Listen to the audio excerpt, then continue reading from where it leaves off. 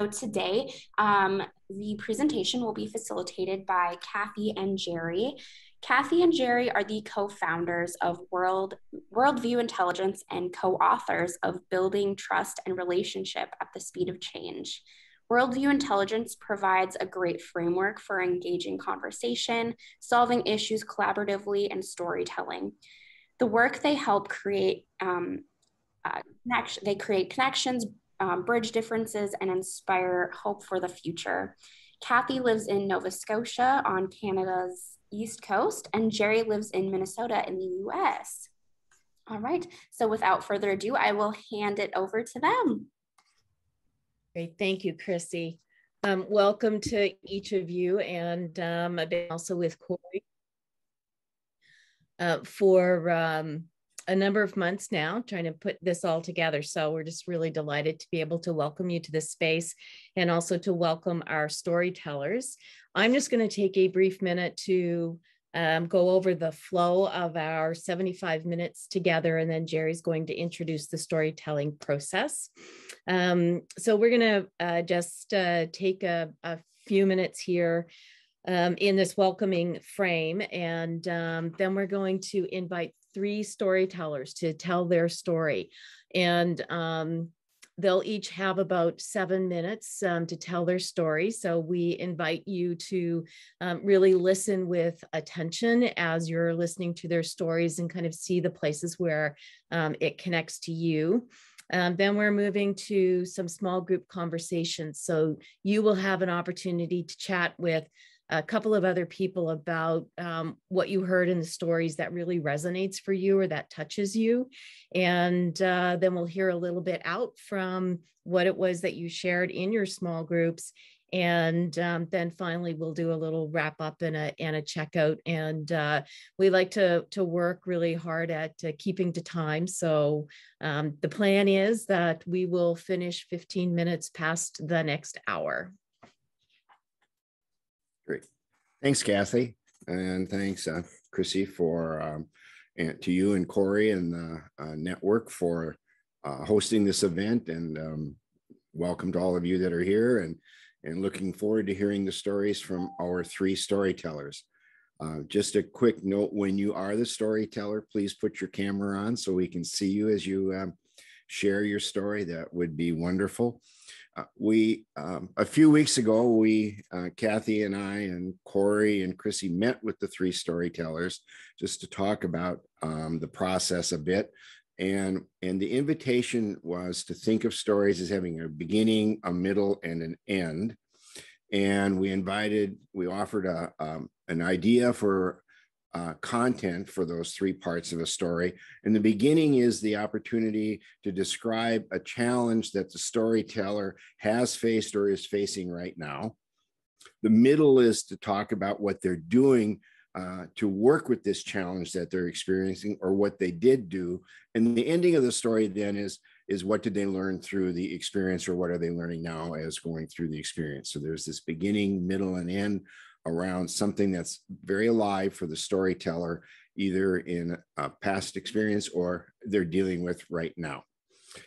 And so that's kind of, the structure that they'll all be following. And Chrissy, I'm not sure who's our first storyteller, but we're ready to go.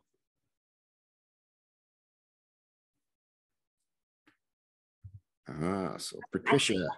I think actually we will have Tatiana start today.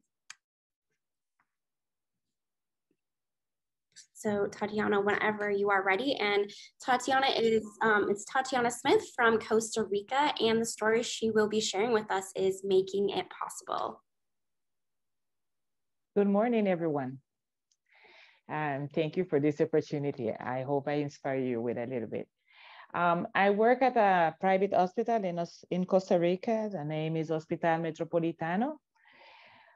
We are, as I said, private hospital, and we have a little bit of everything that a hospital requires, but our hospitalization area have separate rooms, right? So we do not have an isolation area. So for COVID, we created a protocol because all hospitals required was to do it.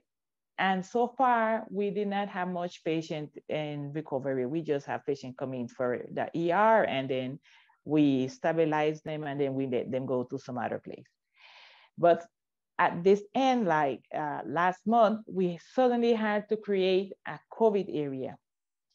We did not have a choice. They just told us these patients are definitely coming here, so we have to prepare for them, because the patient was already customers for us, and they just got more complicated.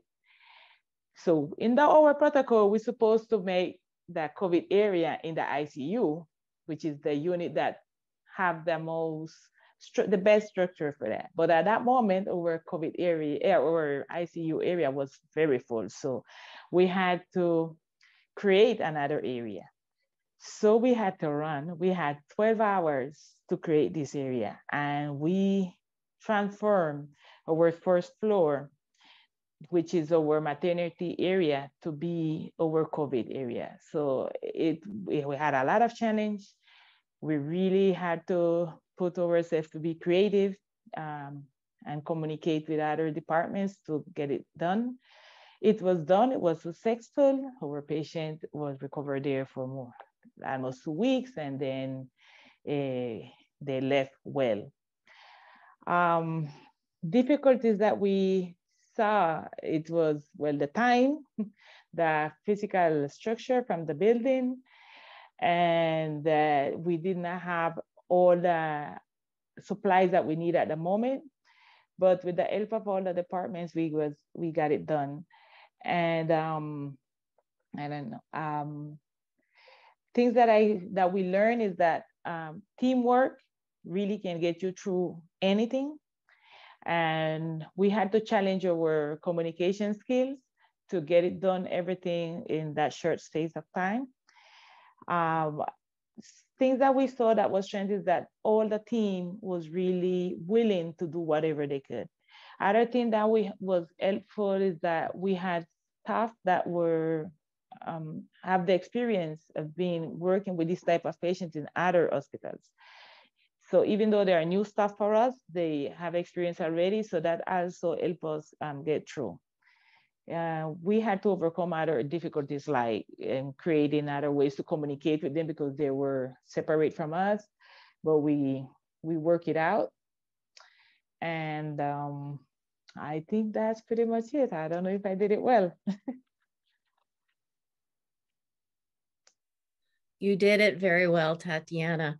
I have one question for you, which would be, what about all of that process touched you or inspired you the most?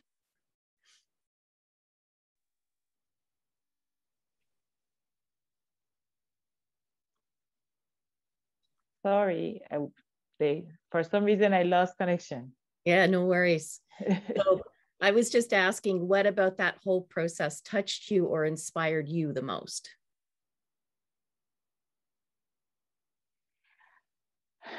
Well, in this, we thought we were prepared because we had 2 years of pandemic. So we thought we had everything done, or we knew everything about COVID, but experiencing, living it, like creating and having the patient so close for a longer time really teaches us that we were not really prepared. There was a lot of people was afraid, very afraid, even though they had training. And so we had stuff that were burned out, because the one that was not afraid was the one we had to be running up and down all the time with this. So we learned that we really we should not suppose, you know, and that we should do drills for anything, you know, just for the people to feel more comfortable and realize what we need.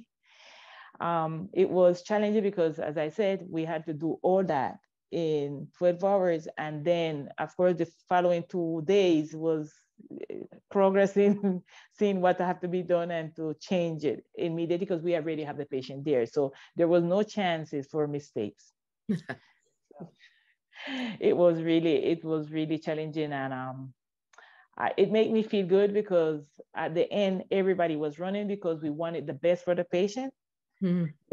Yeah, this patient, I should say, is a patient that have cancer, and it was in therapy for cancer. So his immune system was very low. Mm. So we had to extreme everything. Mm. Oh, that's wonderful. Well, thank you so much for sharing. You're welcome. We do have one question. Tatiana, what support was provided for your nurses? We had like the directors board, we had their support to do whatever we needed to do.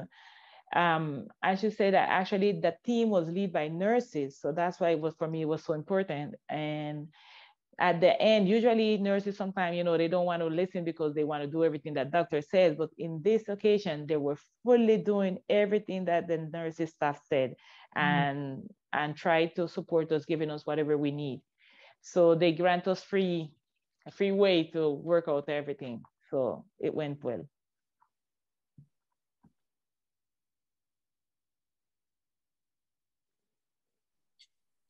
Wonderful. Kathy, Jerry, do we have anything else? Not at the moment, not for Tatiana. Thank you so much, Tatiana. It was lovely. You're welcome.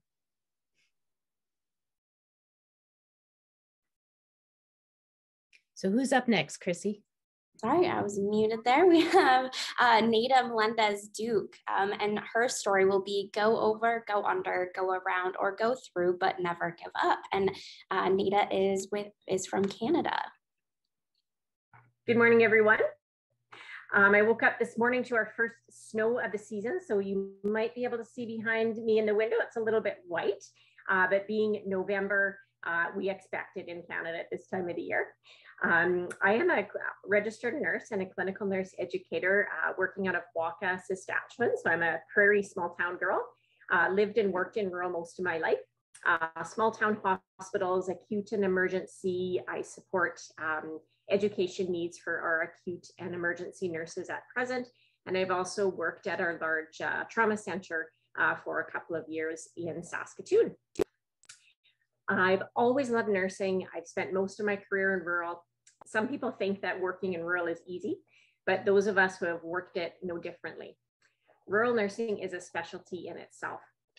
One of my good friends works in a large urban emergency department and tells everyone, I'm not smart enough or brave enough to work rural. I know she would rock it, but she recognizes the lack of resources and the great deal of challenges we face working in a rural setting. For the first several years of my career, I did not have access to an educator, and I had very few educational opportunities. I always loved attending educational events and committed myself to lifelong learning. When my manager announced that she was creating positions for rural clinical nurse educators and recommended that I apply, I was ecstatic. Although I didn't know it at the time, I had found my niche. My heart is in nursing education, especially for rural. I felt privileged to have been selected from many applicants as one of the successful candidates for these jobs. As access to education had always been a challenge for both my manager and me, Pat had a vision that the new CNEs would be able to run and teach the higher level courses on their own, both saving tons of money and increasing accessibility for rural nurses. And so the journey to become instructors in the Trauma Nursing Core Course, or TNCC, Advanced Cardiovascular Life Support, or ACLS, and the Canadian Triage and Acuity Scale, or CTAS, began. Pat tasked me with seeking out opportunities to attain my TNCC instructor status for my coworker and me. I found 2 individuals in the province that could potentially help. Protocol dictated that I start with my own northern area. I applied for the instructor course, and although I met all of the requirements, I was told that the instructors were chosen based on their experience in larger emergency departments or air ambulance. And she had to ensure there were enough courses for the new instructors to teach. When I informed the course director that our goal was to offer TNCC in our rural sites, she told me that I had to teach for at least 5 years before I could teach independently. So basically, because I was a rural nurse, it would be very difficult for me to attain my instructor status. However, what she didn't know about me is that my biggest motivator is being told that I can't do something. The tougher it gets and the bigger the challenge is, the more determined I get. After receiving a firm no from the north, I reached out to Jerry in the south to see if he could help me. He had been hearing about our difficulties from our national board, NENA, or the National Emergency Nurses Association. After we had run into a brick wall in the north, he thankfully agreed to help me. Once I was able to take my TNCC instructor course and teach TNCC for the first time, I was hooked. I taught many courses under the excellent leadership and mentorship of Jerry. Jerry knew that my ultimate goal was to become a course director and be able to run TNCC independently for rural staff. Before he retired, he helped me reach this goal. I have a similar story about advanced cardiovascular life support, ACLS.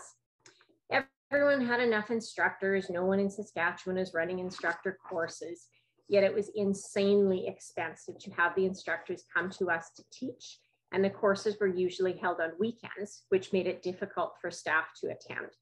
If nurses have weekends off, they prefer to spend them with their family and friends and not at education. As a result, a coworker and I had to travel to another province to take our instructor course. As with everything I do, I strive for perfection. As these instructor courses were so difficult to obtain, I felt privileged that I was finally able to teach them, and also that I had something to prove to those who don't think I was qualified to do this. I was finally able to run these courses for my staff independently during the week and at a much reduced cost. I am very thankful to Jerry for never giving up on me and for seeing the potential in me. During the time when I was going through these struggles, word spread to our NENA board. At the national conference in 2011, they pulled me aside to speak to me and give me their words of encouragement. This meant the world to me that they were behind me 100% and would ensure that someone would assist me. I vowed that I would not let this happen to anyone else and would always help people if they needed it. Then one day, this thing called karma came knocking at my door in the form of an email, asking if I could please run a TNCC course in our large urban center of Saskatoon. The person that used to run these courses could no longer run them. It's funny how things come full circle, and I was asked to replace the very person that denied me in the beginning because of my perceived lack of skills and qualifications. Of course, I said yes. Over the last 10 years, I have attained instructor status in TNCC, ACLS, and CTAS. I am an instructor trainer in TNCC and CTAS, meaning I can run instructor courses, and have taught the majority of new instructors in our province in the last 5 years. I also achieved instructor and instructor trainer status in the sister course to TNCC, the Emergency Nursing Pediatric course, or ENPC. I find it quite ironic that I'm now known as the TNCC, ENPC, and CTAS guru in our province, and everyone now comes to me for assistance and guidance. I had the opportunity a couple of years ago to become involved in our national board, NENA, as a member of our International Course Administration Committee, who's responsible for the dissemination of TNCC and ENPC across Canada. This is the same committee who helped me 10 years ago, and I'm so very grateful that I've been given the chance to give back. I have learned so much throughout this whole experience. My manager has always told me to say yes whenever I can, and that it's more about the people than the work that we do.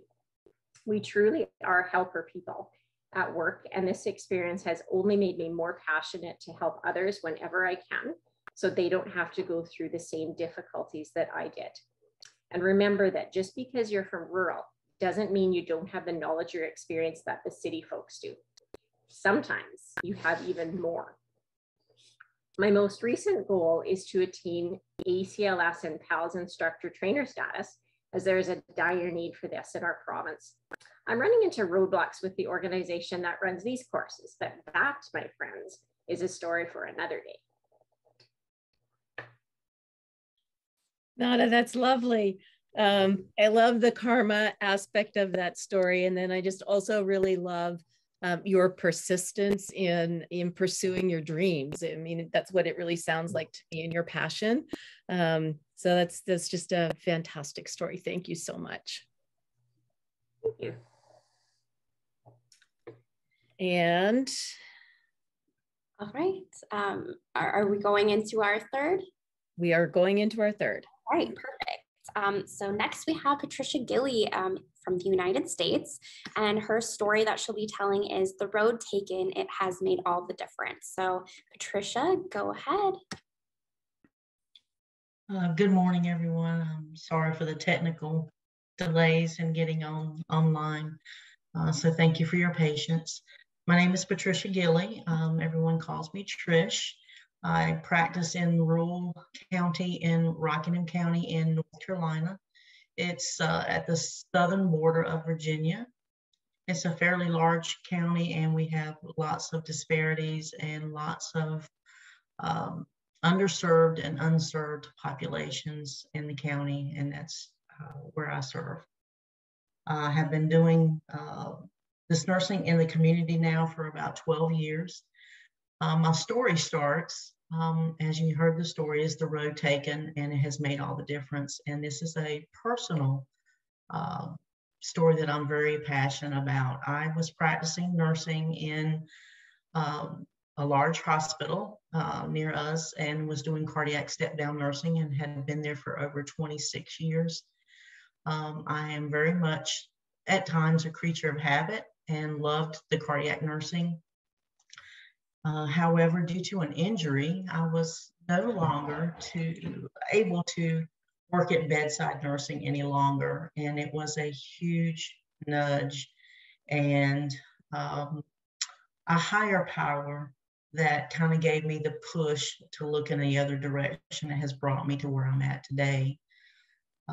In that time, I was unknowingly being prepared to work with the populations that I serve now. I was not able to work for about 3 years. In that time, I was kind of lost. I didn't know what direction to go in, where I wanted to work, but I was drawn to a form of nursing that I had heard from a friend. Some may not have ever heard of it, but it's either congregational nursing, or a lot of people know it as parish nursing. And it is a board recognized certification that you can get. However, there was nothing like that in the county that I was serving. So I just started looking online, and things just kind of started to fall in place. There was a course that I could take, and I started just by doing that on my own. And registering for that course was met with some other nurses that work in the Guilford County area that had already started a similar program, and sought me out and said, you know, we've heard you're doing this on your own. What are your thoughts?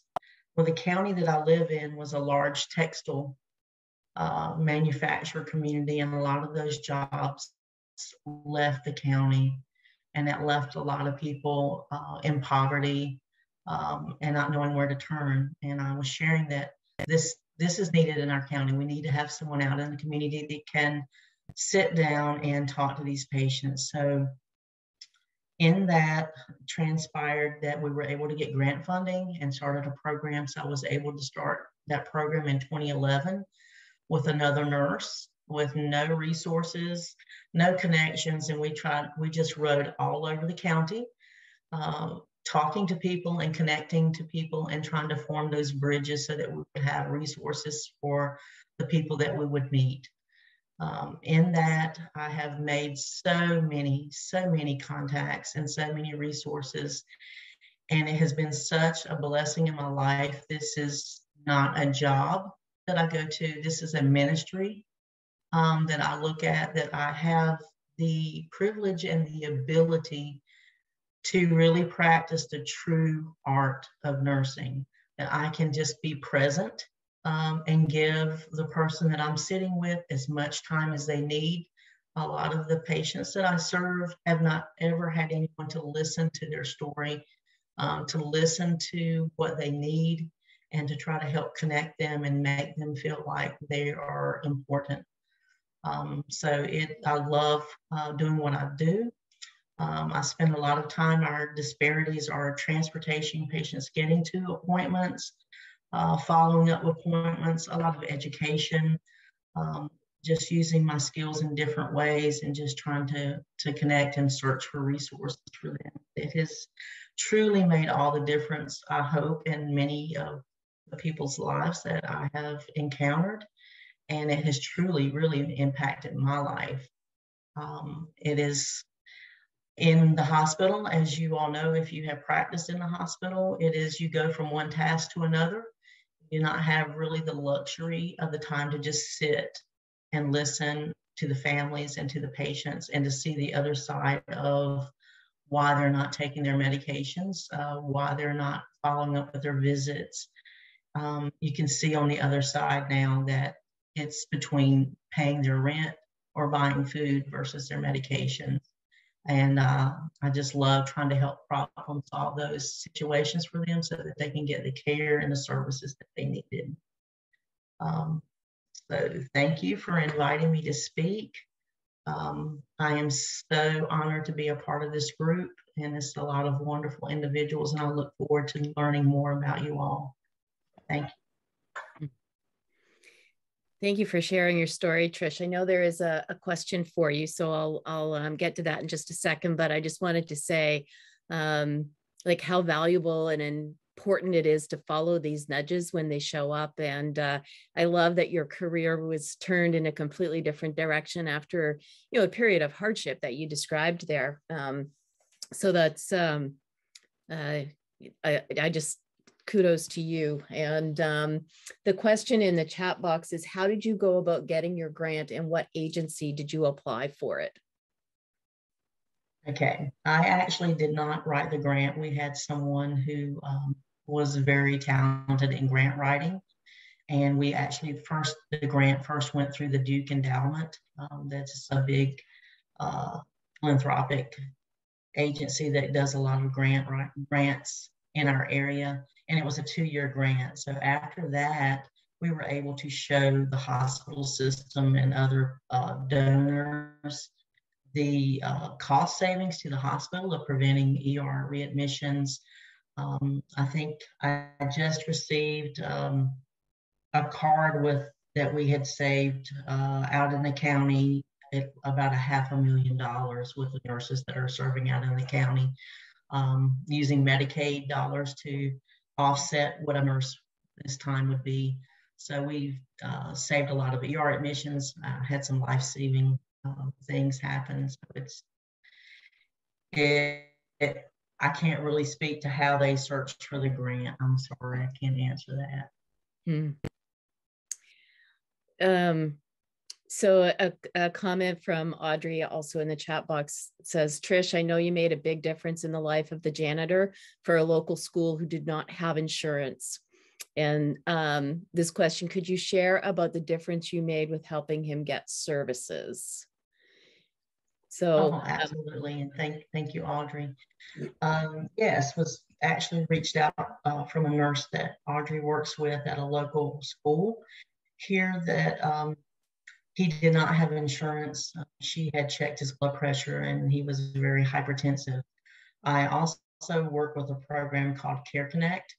Care Connect is also a grant-funded program, kind of ironically through Duke Endowment. And we're tasked at helping those with no insurance in our county access to medical care. So we have a network of 3 providers that we have in our network. And we refer, they get a choice actually, where they've not had a choice. They have a choice of the 3 different providers they choose from. I do case management for those. So we actually set up their first appointment after they enroll with us, and before they leave, they know their appointment. I'm able to follow up with those patients and see how their visits went. He's actually enrolled in a pilot program that we're doing now. It's remote patient monitoring for hypertensive patients. There's an LPN in our clinic that is doing health coaching with those patients. I kind of just monitor everyone's blood pressures and make sure there's no trends or escalations that need me to contact the providers regarding. But that program is doing actually very well. We're piloting that with one local clinic right now. We're getting ready to expand to other clinics. So he's just been, we've been able to teach him about his medications, about diet, about exercise, following the DASH diet, just stress relief, coping mechanisms to deal with stress. And actually his blood pressures they're doing so much better, and he's doing really well. Actually, through our program too, we've connected him to social work interns that are available because they're paired with me, a congregational nurse out in the field, to do integrated care. And so they're helping with coping techniques for him also. So he's doing great, doing much better. That's fantastic. I'm sure that there are probably some other questions, but we really wanted to create an opportunity for you all to be in conversation with each other in some smaller groups. And you'll have the opportunity to ask further questions before we close. And Chrissy's also at the end of this going to talk about how the storyteller stories can be shared more and how you could also share your own stories before we close here today. So we're going to invite you now into, actually, we're going to put you into small groups, but there's an invitation associated with that. And, you know, having listened, and I'm going to put this in the chat box. In fact, why don't I do that right now? Having listened to these stories, you know, what's in your heart right now? What are you inspired by? What are you taking away? And the storytellers are actually going to be in their own little group so they can talk about their experience of having shared their stories here in this forum, so we can all learn from that. And the rest of you will have a chance to just really think about what you heard and how that might impact you and or your work. So Chrissy, and you'll be in those small groups for about 20 minutes. All right, I will start the groups now. All right, I think everyone is back now. So Sherry and Kathy, if you'd like to get started. And actually, if you're all comfortable, feel free to share your cameras now that we're done sharing our stories, and so we can see everyone's faces. Yeah, please do turn the cameras back on so that as we share as a large group, we can kind of see each other. You know, well, lovely. You're all on mute, and you can just stay on mute until you might be speaking, and that would be great. And what we'd love to do is, as Chrissy put in a little message to you, is to hear a little bit from each group, including the storytellers. The storytellers will go last. But a little bit from each group about your conversation, and particularly something you might like to share out, because I'm sure you had a rich and wide-ranging conversation. And so, you know, whomever wants to go first, and the person that won the door prize, just go off mute and share out. We love to hear from you. Jerry, I can go first. My name is Ann Pithan, and I'm from South Dakota. And I was in a group with Rebecca and Patty. And it was just so, I loved your words. It was just a very rich conversation about really discussing the challenges that are so unique to rural nursing. And I guess what was kind of the most helpful is kind of recognizing that we are all kind of experiencing the same level of challenge. We didn't have a lot of solutions, but sometimes it's just kind of comforting to know that within rural nursing, we're experiencing similar challenges. Mm-hmm. Terrific. Thanks, Ann. Really appreciate that. It is really amazing how through broad geography, when you're dealing with people, many similar things show up in our humanity and who we are. So thank you. Someone else, please.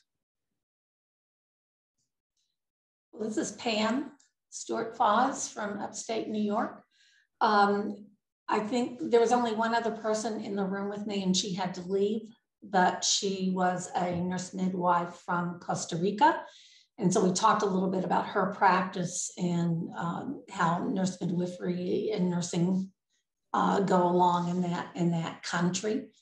I just want to say I really enjoyed the stories, and if Patricia wants to have a venue for publication, I think the Online Journal of Rural Nursing and Healthcare might be a place. And if she wants to email me or somebody give her my email address, I'd love to talk to her a little bit more, because she has the outcome measures of what happened.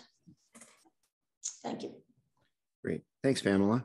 Appreciate that. And it is nice. That was one of the lovely things about Tricia's story, was providing some way to measure impact.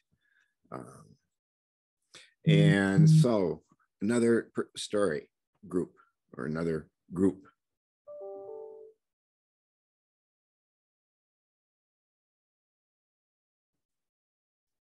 Are we out of groups, Chrissy?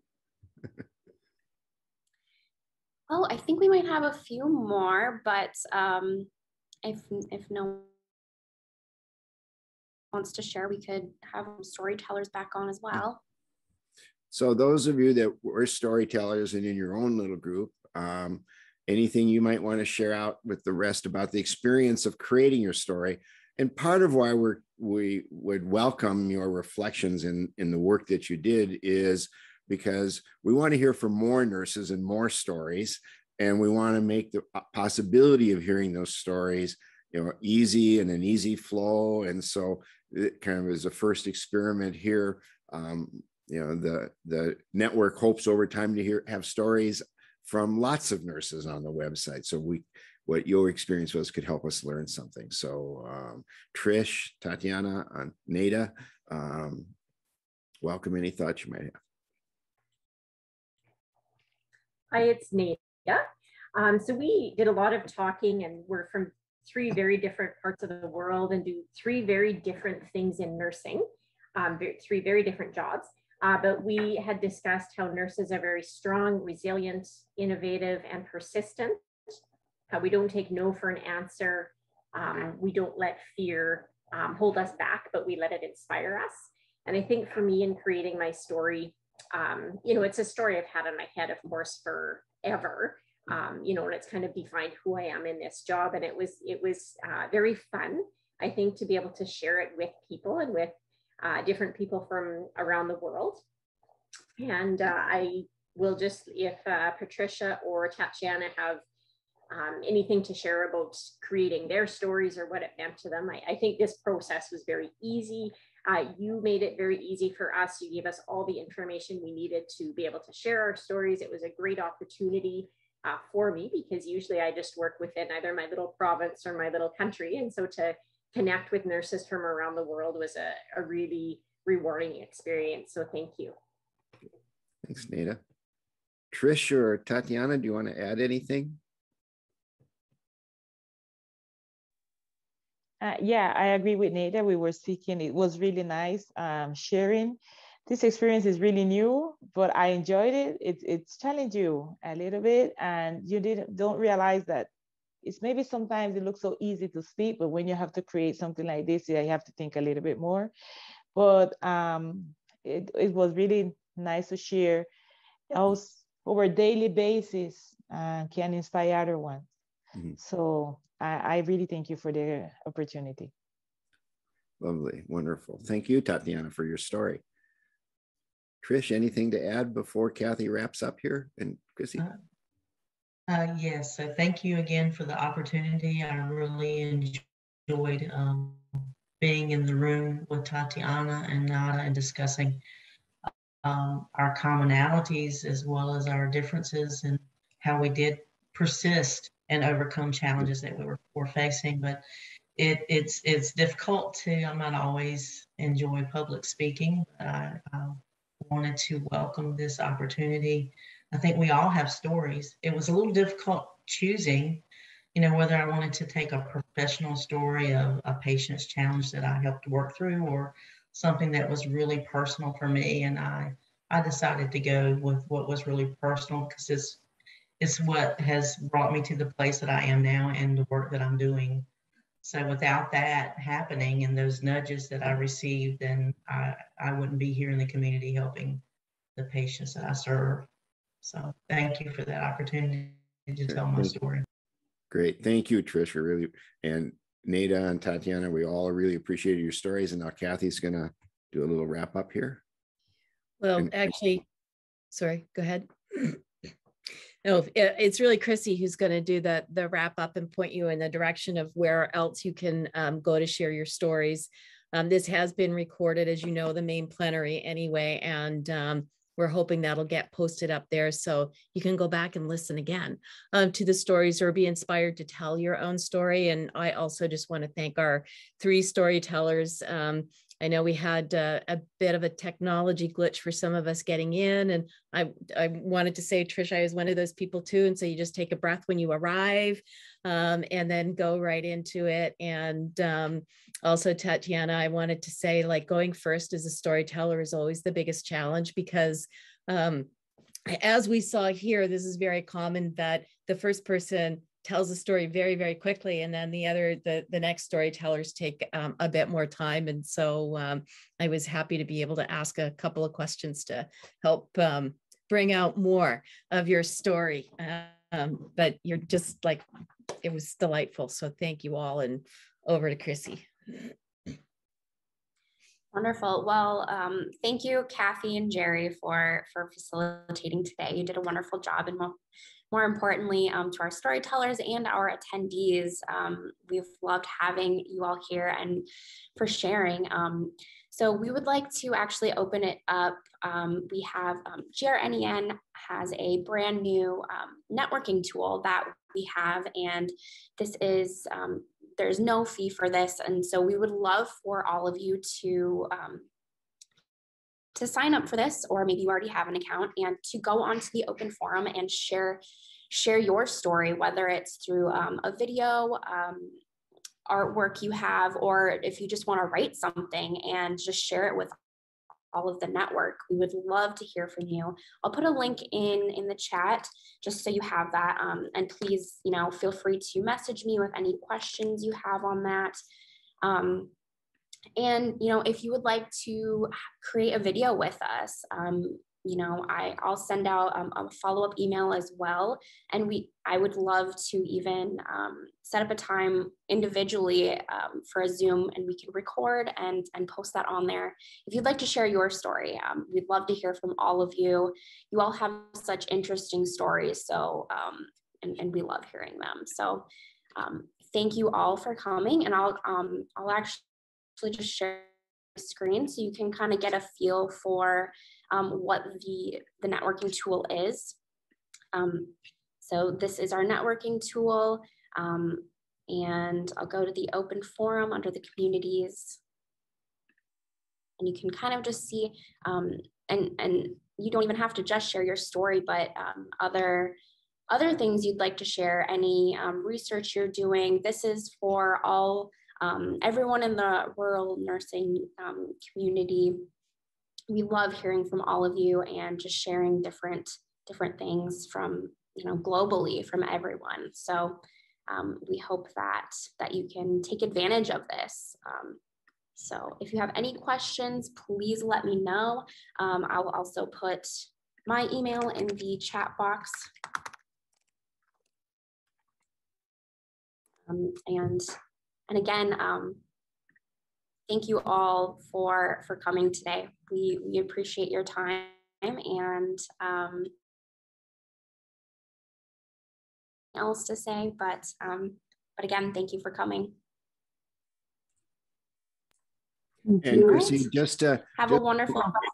Chrissy, before you go, just for everyone, we have 3 other storytellers telling stories this afternoon at 3 p.m. Central Time. You may not have signed up for it, but if something has opened up in your calendar and you want to hear 3 new stories, join us. Yeah, yes. Okay. Excellent. Thank you all for showing up. First time, that's where you go. All right. Thank you. Thank you.